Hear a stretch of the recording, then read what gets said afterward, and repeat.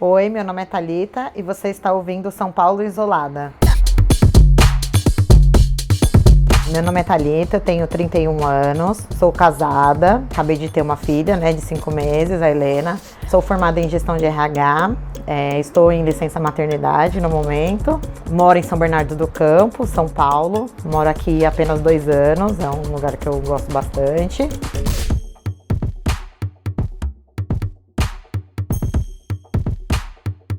Tenho mais ou menos 1,70 de altura, tenho os cabelos compridos até a cintura, sou gorda, considerada obesa, então já me vacinei do Covid por conta da comorbidade e já tive Covid também no ano de 2020, quando estava grávida de 5 meses, da Helena. Eu trabalho no centro de São Paulo, bem perto da Praça da Sé mesmo. Então, assim que começou, que anunciou que estávamos numa pandemia, eu já parei de trabalhar, já comecei no home office, ficar em casa direto. E meu marido também, ele é árbitro de MMA. Então, os eventos deles pararam todos. Ele é professor de jiu-jitsu também numa academia. E aí, ele ficou sem emprego. Eu ainda fiquei no home, Ele não, ele ficou sem emprego mesmo. E aí nós ficamos em casa nos primeiros dias, assim, sem sair mesmo. Ficamos mais de 40 dias sem nem ir ao mercado, por exemplo. Como que era a sua rotina antes da pandemia? Antes da pandemia começar, eu ainda estava na faculdade. Quando começou a pandemia, eu estava no último semestre. Então, eu tinha uma vida bem ativa na rua, Eu ia... meu marido me deixava na estação do trem, eu pegava 2 trens, um trem e um metrô no caso, e depois de lá saía do trabalho, ia para a faculdade, que fica na Barra Funda também, que é um pouco distante daqui, e aí depois pegava o trem novamente e vinha para casa. E aí quando parou tudo, foi assim, primeiro foi difícil porque eu não consegui muito me organizar, ter uma rotina. Então, assim, fiquei um pouco na faculdade, fiquei bem desanimada com a faculdade, porque as aulas online, obviamente, não são a mesma coisa que as aulas presenciais, e a gente estava num momento de término, TCC, me senti, assim, que não estava aprendendo, me senti aí até o trabalho, não conseguia render a mesma coisa que rendia lá pessoalmente. Eu sou supervisora, além de fazer o meu trabalho, eu tinha que ver a das outras pessoas que também não estavam conseguindo se organizar, que também ficavam em casa com criança. Eu estava grávida, já, mas tinha pessoas que já tinham filho. Então, as pessoas também ficaram com problemas de conseguir render a mesma coisa que rendia no presencial. Conta como foi essa gravidez. Foi planejada? Não sei, como que foi o processo também? A princípio, eu sempre falei, enchi a boca, inclusive eu sempre enchi a boca para falar que eu não ia ter filhos. E o meu marido também já é mais velho do que eu, 10 anos, então ele também não estava pensando no momento em ter filhos. E aí ele tinha um problema para engravidar até então, e eu achei também que eu não podia, por ser obesa, tinha um pouco de dificuldades de engravidar. E aí na pandemia, a gente ficou dentro de casa isolado, sem fazer nada, eu e ele, o dia inteiro, e aí acabou acontecendo de eu engravidar. E a gente ficou preocupado com várias questões, além do Covid, saber se não ia ter algum problema por conta da minha obesidade, por conta dele ser mais velho, o médico falar que ele não podia mais ter filhos. Aonde eu moro, em São Bernardo, eles estavam testando todas as grávidas. E aí eles me chamaram por um acaso, porque eu estava na lista fazendo pré-natal, e aí eu não estava sentindo nada, e fui fazer. E aí, isso foi numa sexta-feira, quando foi na segunda-feira me ligaram, falaram que tinha dado positivo. E eu já estava com uma dor de cabeça, só que eu acreditava que era por conta da gravidez, Porque grávida sente dor de cabeça, sente mal-estar. E eu estava com 5 meses de gravidez, e aí a minha pressão arterial subiu muito por conta do Covid. Na verdade, assim, o médico, como a doença era nova, ele não sabe muito bem se é por isso, mas já tinha outros casos também de grávidas que também aconteceram a mesma coisa, então ele deduziu que podia ser o Covid. E aí eu fiquei tratando como uma gravidez de alto risco por conta da pressão e por conta do Covid, mas eu fiquei com sintomas muito leves, só tive dor de cabeça assim uns 3 dias, e aí foi um susto. Eu estava com meu sogro internado com Covid, numa situação bem grave. Foi bem assim, angustiante, sabe? Porque, que nem eu falei, ninguém sabia. Não é uma coisa assim, eu tenho isso aqui, então eu sei que eu vou ter, né? Eu vou sentir isso, ou posso sentir aquilo e vou ter que ir para o hospital. Não, ninguém sabia o que eu poderia sentir.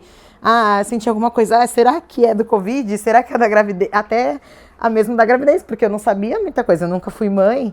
Então juntou várias inseguranças ao mesmo tempo, né?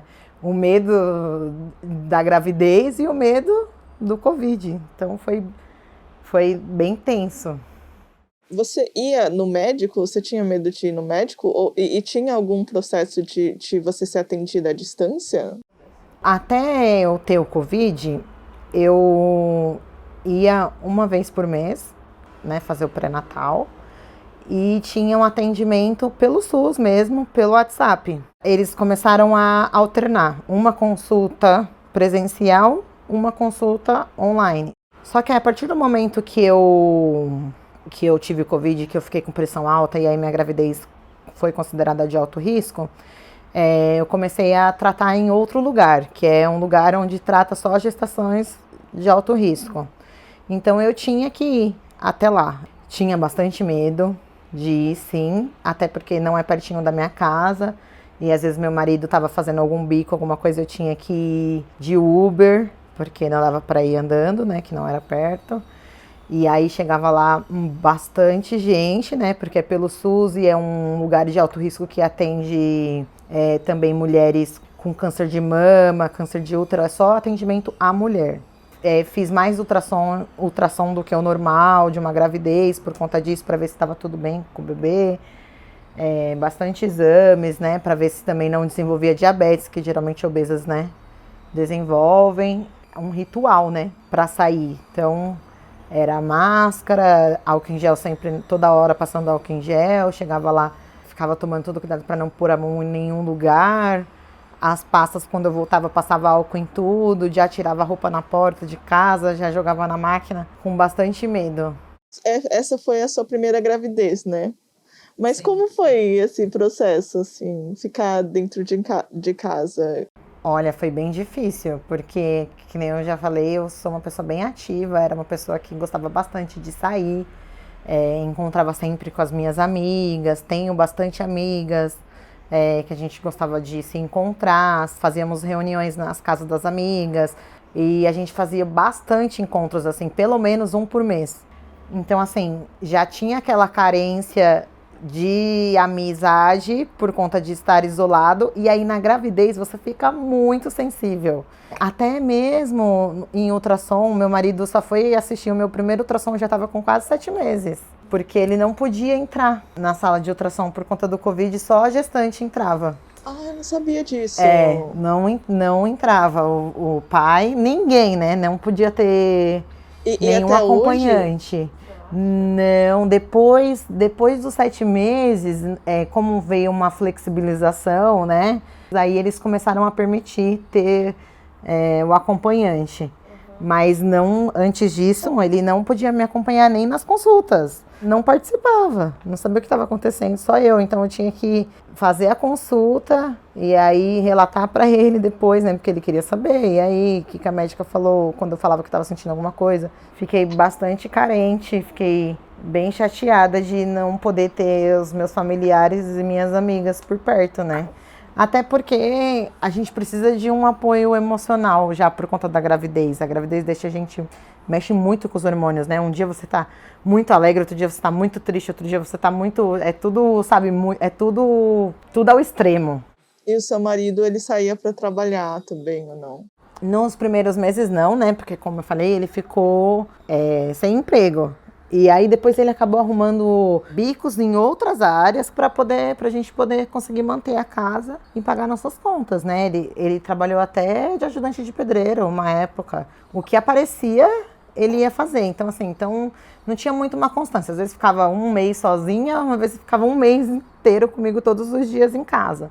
Mas no começo mesmo da gravidez e no começo da pandemia, ele ficou, pelo menos os 3 primeiros meses a gente ficou junto. 24 horas por dia, Eu falo pra ele que foi o casamento mais intenso, né? O relacionamento mais intenso que eu já vivi na minha vida, porque a gente ficou 24 horas por dia juntos, sem sair nunca, nem um minuto do lado um do outro. Aí até ele brinca, ele fala, se a gente sobreviver à pandemia, nosso casamento vai durar 100 anos, né? Porque muitos casais se separaram, né? Não, porque não aguenta a pressão de conviver 100% do tempo com a pessoa. A gente ficou 100% do tempo juntos. Foi bem difícil, rolou bastante atrito. E meu marido é atleta, então ele sentia falta de ir pra academia, de fazer uma caminhada. Ele sentia falta de ser ativo. Como eu estava no home office, ainda me mantinha ocupada. Tinha os trabalhos da faculdade para terminar no começo, né? Ele não, como o dele era um trabalho que parou mesmo, e ele ficou sem fazer nada. Então ele ficava bem ansioso, ficava arrumando coisa para fazer, pintou a parede da sala, pintou o quarto, fez várias coisas assim para poder ter uma atividade. E ele tá fazendo bico, continua fazendo bicos agora ou não? Não, aí agora ele voltou a trabalhar e aí ele trabalha 6 horas por dia, então durante a tarde eu tô sempre só. Mas também deu uma aliviada também no relacionamento. Ficar um pouco longe é bom, né? Ficar 24 horas por dia. Chega uma hora que você tá cansado da cara da pessoa. Você fala, meu Deus, não tô aguentando mais. Ah, então você não ama seu marido? Não, não é isso. É porque a gente precisa do nosso momento, né? A gente precisa do nosso momento sendo eu, não sendo esposa, não sendo mãe, né? E conta como foi a história de quando você teve o parto. E a minha irmã se mudou para Vinhedo, que é uma cidade interior de São Paulo, e a gente foi para lá para passar o Natal com a minha família. Então, assim, em tese, um bebê nasce, para quem não sabe, até 42 semanas. 40 semanas eu faria em 15 de janeiro. Então, em tese, ela poderia nascer até 30 de janeiro, né? Então, a gente falou, tudo bem viajar perto, né? 1h30 de viagem daqui. Já estava também no momento de flexibilização, estava um pouco mais tranquilo do que agora. E aí, no domingo, de domingo para segunda, a gente tinha arrumado nossas coisas, tudo, íamos dormir lá e viajar de manhã de volta, né? Quando foi 3 horas da manhã, eu fui ao banheiro e minha bolsa estourou. Na minha cabeça, ela só ia nascer depois do dia 15 de janeiro, que é quando os médicos acreditam que geralmente mães de primeira viagem têm filhos mais tarde. E aí minha irmã, que já é mãe, teve 2 partos naturais, falou, fica tranquila, depois que a bolsa estoura, 40 horas ainda pro bebê pode nascer. Fiquei um pouco insegura, claro, né, porque eu nunca tinha tido filho. Como assim? No filme a gente vê que a mulher estoura a bolsa, primeiro que fala que sai sangue, né? E aí não teve sangue nenhum. Segundo que a gente acha que estourou a bolsa, vai nascer daqui 1 hora, né? E não tem isso, demora pra caramba pra nascer. E aí a gente veio pra casa, eu tomei um banho, fui tomar café, fui arrumar a bolsinha dela, da maternidade. Aí a gente foi pra maternidade. Só que eu não estava sentindo nada, não tinha contração, não estava sentindo absolutamente nada. E aí quando eu cheguei na maternidade, o médico falou, como não tem dilatação e não tem contração, a gente vai induzir o parto. Porque até então eu queria ter um parto normal. Eles colocam 6 comprimidos, né, para induzir, um comprimido a cada 2 horas. Então você pode ficar até 6 comprimidos para esperar começar a ter as contrações, para dilatar. Eu coloquei o primeiro comprimido, nada. O segundo comprimido, nada. Quando chegou no terceiro comprimido, aí começou a ter as contrações. E é uma dor assim, para quem não tem filho, ele nunca vai saber. E aí eu comecei a ter contração e nada de dilatação. Depois de 18 horas eu tive a dilatação para ela nascer. Eles me levaram para a sala de parto e eu comecei a tentar o parto normal. Fiz de tudo, chuveiro, aquelas bolas de pilates, cavalinho, né, que é uma coisa que você sabe assim, igual cavalinho de criança mesmo. E aí, como eu já estava com 36 horas que a minha bolsa tinha estourado e que eu estava tentando ter dilatação e estava tentando ter o parto, ela começou a entrar em sofrimento porque acabou o líquido e ela não nascia. E aí eu tive que partir para cesárea. Fiquei bem decepcionada, porque a minha expectativa era ter um parto normal, sair andando da maternidade, né? E aí tive que partir para cesárea. No momento, assim, como eu estava com muita contração há muito tempo, na hora que eles me deram anestesia, eu fui assim do inferno pro céu em segundos e dei graças a Deus. Falei, meu Deus, graças a Deus que eu vou fazer essa cesárea, né? Tipo assim, agradeci. Falei, meu Deus, obrigada por existir essa cesárea, porque senão eu ia ficar mais horas sofrendo, né? Ela nasceu com 3,3 kg, com 52 centímetros, um bebezão, né? Lá na maternidade, eles já fizeram o teste do Covid. Ela não teve o anticorpos e não tinha o Covid. Aí eu fiquei os 3 dias no hospital, né? Um dia antes do ano novo, eu vim pra casa, no dia 30. Aí eu já fiquei assim, porque você tá com uma cesárea, você não consegue andar, você não consegue sentar, você não consegue fazer nada. Tudo dói, tudo incomoda. Você já tá achando uma merda, porque você não vai ver ninguém, né? Tipo com assim, dor ainda. Com dor, não vai poder comer nada, porque você fica com uma dieta muito restritiva, né? Por conta da cesárea. E aí a família não viu ela quando ela nasceu, ninguém viu, só quem conheceu foi a minha irmã mais velha e a minha mãe, que minha mãe foi até a maternidade. A gente não quis, optou por não receber visitas com medo. Nós vamos esperar pelo menos o primeiro mês ou o segundo para ela tomar as vacinas. Então, assim, foi um momento muito solitário. Assim, todas as mães que eu converso falam que o puerpério é um momento solitário. Que você se sente sozinha, mesmo quando você não está sozinha. E aí, no momento do Covid, piorou, né? Porque se você se sente sozinha quando você não está sozinha, você imagina se sentir sozinha mesmo, né? Eu só tinha meu marido. Mas é diferente de você ter sua mãe, por exemplo, né? Para ajudar. Você ter uma amiga, uma mulher que já tinha filhos e que te entenda, que consiga entender o que é o puerpério, o que é ser mãe, o que é ter um bebezinho recém-nascido, né? Sua vida muda, né? Você se transforma mesmo, você se transforma em outra pessoa, que você nunca mais vai ser aquela pessoa que você era antes. Então, é muita informação, muita coisa ao mesmo tempo. Muita coisa ao mesmo tempo no momento de pandemia, que você não pode ver suas amigas, você não pode se encontrar com as pessoas. Foi tudo muito difícil. Agora eu já me acostumei, continuo não encontrando as pessoas, mas ela tá maior. No começo também tem a privação de sono, que você fica muito estressado, fica muito instável emocionalmente. Então assim, agora ela já dorme, já é uma bebê mais tranquila. Então eu já tô mais acostumada e já tô mais acostumada com a própria pandemia, infelizmente, né? Mas a gente aprende a viver, a ter aquela coisa de, vai sair, tem que levar o álcool em gel, já tá acostumada a levar máscara. Hoje, eu confesso que eu tenho menos cuidado do que eu tinha antigamente. Até por conta de já ter tido a doença, por já ter sido vacinada. E a gente tem medo, com certeza, mas é um medo mais consciente, assim, mais tranquilo do que era antes.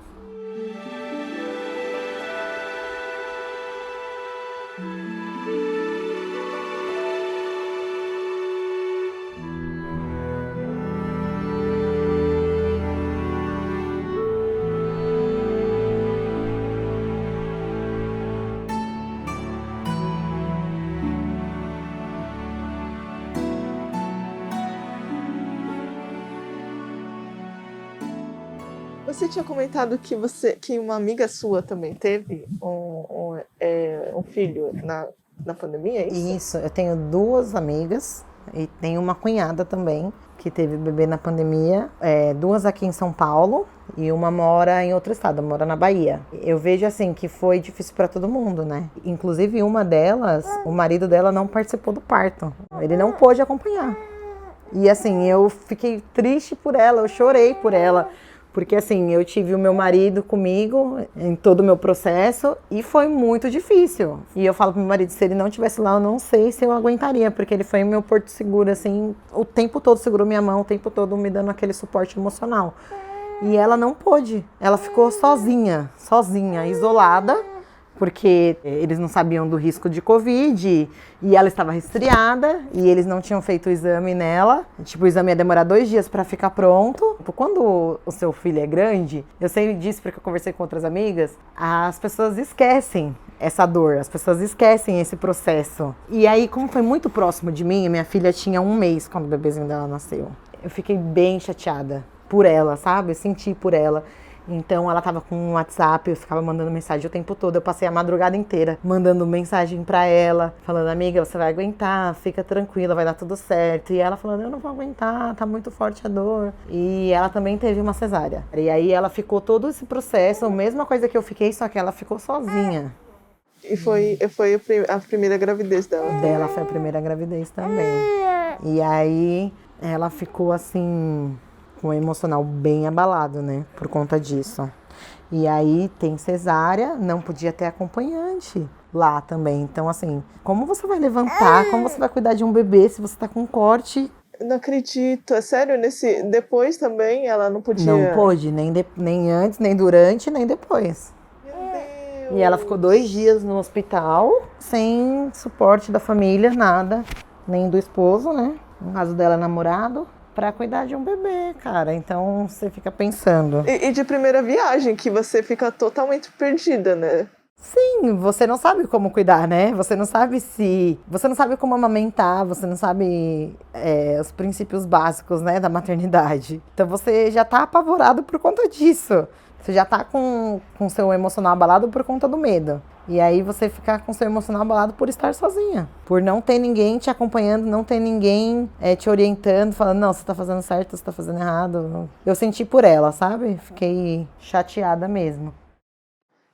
E vocês conversam sobre como é criar uma criança assim de primeira viagem? São 3 amigas, né? Na verdade, uma é essa que teve a filha sozinha e a irmã dela também teve. Eu não sou muito próxima dela, mas ela teve também bebê, só que ela não era era o segundo filho. E ela teve no hospital particular, então o marido dela pôde ficar com ela. A gente sempre troca bastante informação, né? Essa minha outra amiga que teve também na pandemia, que é da Bahia, ela mora numa cidade pequeníssima, se eu não me engano, são 15 mil habitantes lá. Ela teve que ir para outra cidade fazer o parto dela, foi uma cesárea agendada por conta do Covid, por não saber se na cidade dela como ia ser se ela chegasse a qualquer momento lá para ter o filho. A gente acaba conversando bastante sobre aliás, só conversa sobre isso, tá? Mãe, quando o bebê nasce, não tem outra conversa, tá? A conversa é só sobre a minha bebê tá fazendo isso, meu bebê tá aprendendo aquilo. Então, a gente acaba falando bastante, né? E, Thalita, você nota algumas coisas e vocês conversam sobre isso, que os bebês estão fazendo e talvez tem algum motivo em relação à pandemia? Tem alguma coisa assim eu acredito que sim. Tem uma cunhada, né, que no caso é a cunhada do meu esposo, que tem um bebezinho de 8 meses. Que é pouca diferença também, né? A minha vai fazer 6. Ela também ficou muito reclusa, não deixou ninguém conhecer. Inclusive, a gente conheceu ele agora, com 8 meses. A gente não conhecia ele desde que ele tinha nascido. A família ninguém conhecia, nem os avós foram conhecer. E o bebê dela, ele estranha muitas pessoas. Qualquer pessoa que ele vê diferente, igual ele viu a gente, viu os avós, ele chora. Qualquer barulhinho a mais, como ela é só ela, o esposo e uma filhinha de 6 anos, a casa fica sempre em silêncio. O marido trabalha, ela fica em casa com as crianças. Quando ele escuta qualquer barulho a mais, por exemplo, uma TV alta, ele chora. Então a gente acredita que seja por conta da reclusão, de ficar isolado, de não ver pessoas, de não sair, porque ela levou ele ao médico, ele não tem, a princípio, né, não tem nenhum problema, assim, viu, que ele não tem nenhum problema de audição, nem de visão, nem nada. E ele tem medo. Então ele vê pessoas diferentes, ele fica bem assustado, ele não vai no colo de ninguém. Ele é bem diferente, assim, da minha filha, sabe? E durante a visita toda ele fica chorando, assim? Chora bastante. A pessoa tem que se esconder, tem que levar ele para outro lugar. Sim, tipo, ele não vai, ele fica mais quieto quando ele tá com o pai ou com a mãe. Ele não vai no colo de ninguém, assim, não vai mesmo. Você fala, vem, ele já fecha a cara na hora, fica o tempo todo mal-humorado, assim, com a cara fechada. A gente tava com a TV ligada, alta, ele ficava olhando pra TV toda hora, assustado, e aí chorava. Quando a gente desligou, ele ficou tranquilo. Ficou mais no colo do pai, bem mais sossegado, sabe? Você pensa na morte? Você tem pensado nesses últimos dias ou não? Na Olha, pandemia? Ser mãe muda tudo. Antes da pandemia, nunca pensei na morte, nunca fiquei preocupada com a morte, nem nada disso. Aí com a pandemia já fiquei pensando mais um pouco nisso, pensando, nossa, se eu pegar essa doença e morrer, ficava bem pensativa, assim, com medo mesmo. Quando eu peguei e o meu sogro estava num estado bem crítico, eu já comecei a pensar assim, né? Se eu morrer, como vai ser? O que eu tenho que fazer se eu morrer? O que eu preciso agilizar para que as pessoas na minha volta, se eu partir, não tenha problemas e não sofram mais do que, né, do que o necessário com a minha morte. Então, assim, eu deixei as minhas senhas todas escritas, as minhas coisas que eu tinha que eram mais particulares. Eu falei pro meu marido, ó, a senha do meu e-mail é essa, a senha do meu coisa é essa. E aí meu marido ficava até bravo comigo, porque ele fala que o pensamento atrai. Ele falou, você tá pensando nisso? Então você tá atraindo a morte. Para com isso, né? Depois que a minha filha nasceu, eu comecei a ter mais medo. Porque aí você não tem medo só por você. Você começa a ter medo pela sua filha. Se eu morrer, quem vai cuidar da minha filha? Se eu morrer, quem vai cuidar tão bem da minha filha quanto eu? Então o medo começa a ficar muito grande disso, sabe? Há 1 mês e meio atrás, acho que 2 meses já, a minha melhor amiga, perdeu o marido dela por Covid. Ele tinha 38 anos, era um cara da cultura, uma pessoa super jovem, saudável, não tinha nenhuma comorbidade, nada que justificasse uma morte tão prematura pelo Covid. Depois que eu perdi esse meu amigo, eu fiquei com bastante medo. Falei assim, como assim, cara? Um cara tão jovem, 38 anos, saudável, pegou a doença e morreu em 20 dias. O que essa doença tem que não escolhe idade, não escolhe corpo, não escolhe raça, não escolhe nada. Antes, né, no ano passado, a gente não tinha muito medo, né? Por questão, é mais pessoas que têm comorbidade, pessoas idosas. Esse ano mudou o padrão. As pessoas que estão morrendo são as pessoas jovens. São as pessoas que não têm nenhuma comorbidade. São as pessoas que você fala assim, a pessoa é saudável, cara. Nunca pegar o Covid vai sair rapidinho. Então, assim, isso me trouxe bastante medo da morte. E esse meu amigo, a mãe dele também era jovem, também não tinha nenhuma comorbidade e morreu 1 semana antes dele. Ele não soube da morte da mãe. Foi muito pesado, sabe? A mãe dele falecer, a sogra da minha melhor amiga, depois o marido da minha melhor amiga, eu não poder estar presente. Não poder estar ao lado da minha amiga nesse momento, não poder dar um abraço nela, não poder participar do velório, não poder consolar ela. Ela é minha amiga há 20 e tantos anos e ela esteve nos piores momentos da minha vida, assim, que eu precisei. E ela não pôde estar presente nos meus melhores momentos, que foi no caso o nascimento da minha filha. E eu não pude estar no pior momento da vida dela, que foi a perda do marido dela, que estavam juntos há 15 anos. A vida adulta inteira dela eu estava com ela, ela tem 31 anos. Então foi um baque, assim, bateu um medo legal. Bateu um desespero, assim, bem grande, sabe? E vendo os pancadões, vendo que os jovens não têm medo da doença, estão seguindo a vida normal. E aí você fica pensando, será que eles não têm medo da morte? Será que eu tô muito neurótica? Será que eu que tô muito reclusa em casa e tô ficando com esses pensamentos? Ou eles que não estão sendo conscientes o suficiente? Sabe? Você fica se questionando. Eu que sou doida ou eles que são? Não dá pra saber, né?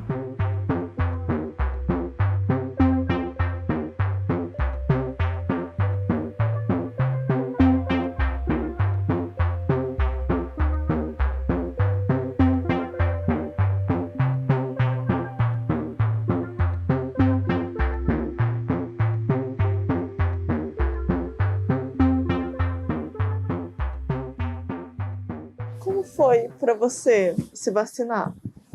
Olha, eu vou falar, foi uma emoção muito grande mesmo. Quando eu me vacinei, no dia eu chorei, fiquei muito emocionada, muito pensando assim que essa vacina poderia ter vindo antes, que a grande parcela da população já poderia ter sido vacinada.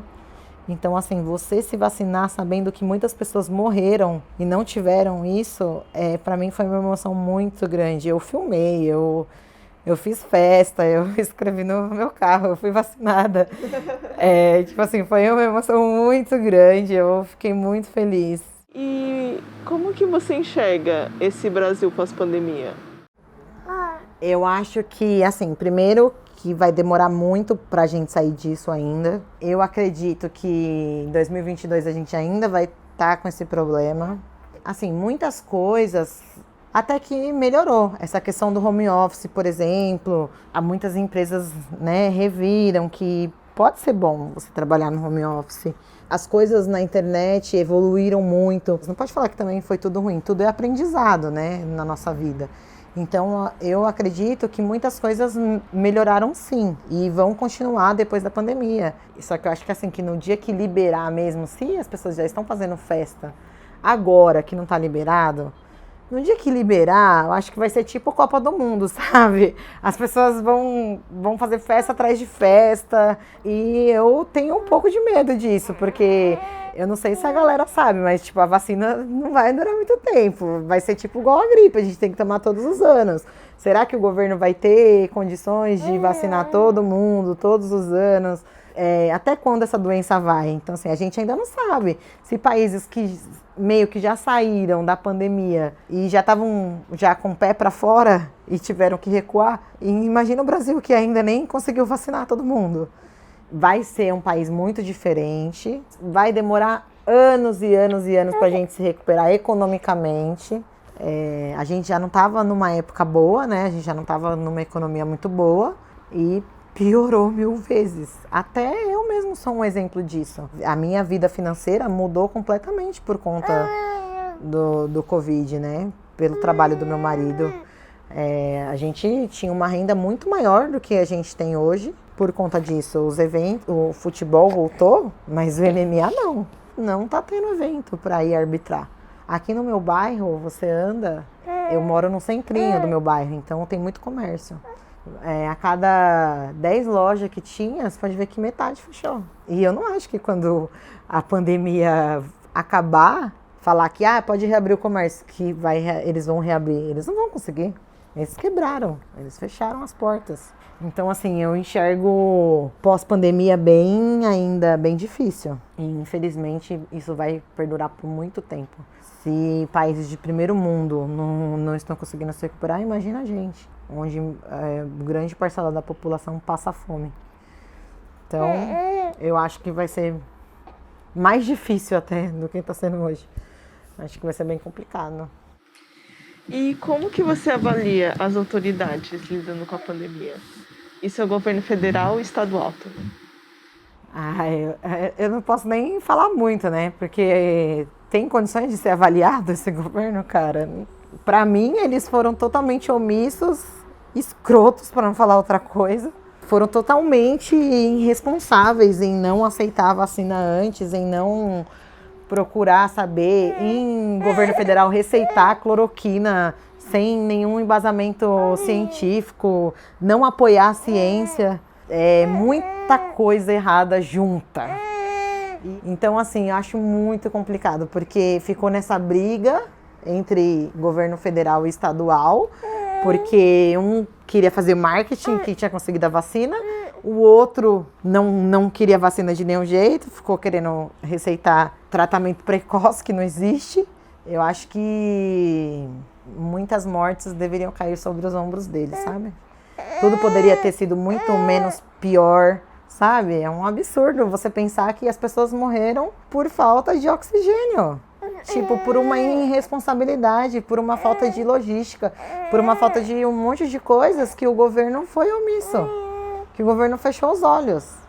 Então, assim, se você ficar pensando muito, você surta. Se você ficar pensando muito no governo, como é viver num país governado por essas pessoas, você vai ficar numa tristeza sem fim, porque eles não querem saber do povo. Igual o governo federal, o Bolsonaro. Ele não deu nenhum exemplo para a população de reclusão, de ficar em casa, de usar máscara, de ter cuidado.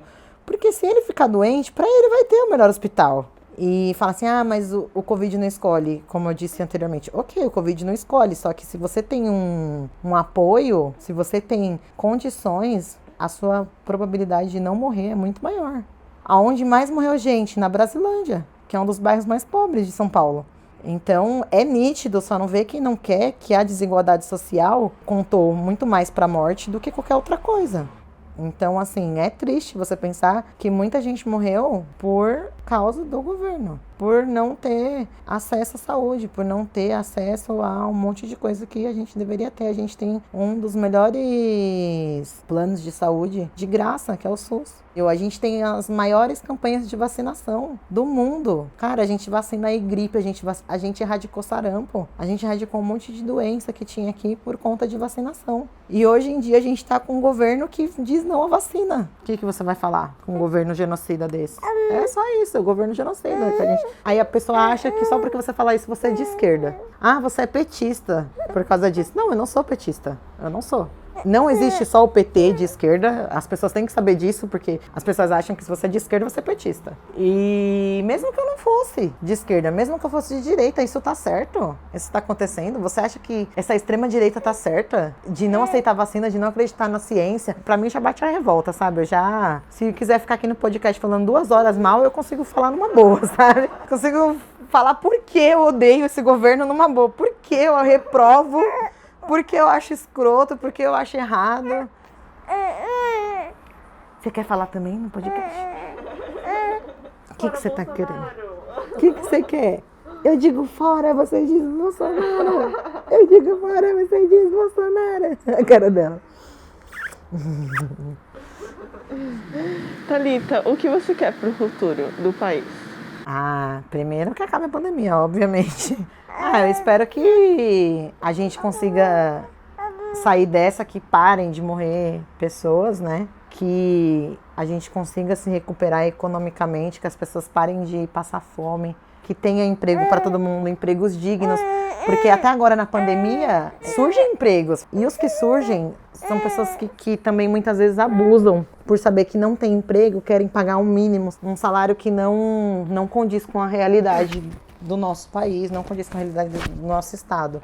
Então eu espero que tenha emprego digno para todo mundo, que tenha vacina para todo mundo, que a gente consiga mesmo erradicar essa doença e que a gente se recupere e volte a ser um Brasil melhor, né?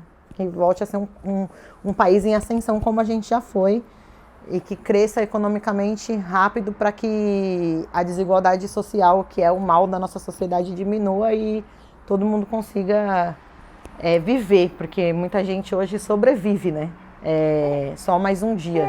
E a gente não quer isso, a gente quer um país onde as pessoas vivam. E o que você quer para o seu futuro? Eu quero ver minha filha crescer com saúde, né? Não quero morrer, obviamente. Quero cuidar da minha filha, quero que tenha um país justo para todos, que, como eu falei, que a desigualdade social diminua, que ela consiga crescer num país melhor, onde todos tenham acesso à saúde, à educação, onde todos tenham uma vida feliz e plena, sabe? Quero que ela veja que a gente mora num bom país, onde a gente não tem desastre natural, onde a gente não tem várias coisas que matam as pessoas aí mundo afora e que a gente pode ser, sim, um país melhor.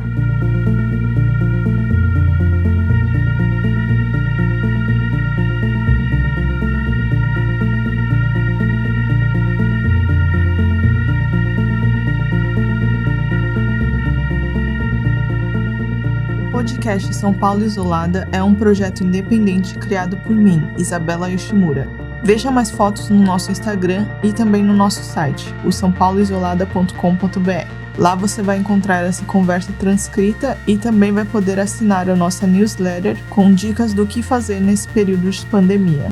Se quiser contribuir com o projeto, temos uma campanha de financiamento coletivo aberta no Catarse. Toda ajuda já é um super apoio para que ele aconteça. Se puderem, fiquem sempre em casa. Preservar nossas vidas no momento atual é o mais importante para a gente voltar com tudo nesse futuro que está se abrindo sempre. Uma boa semana e até o próximo episódio.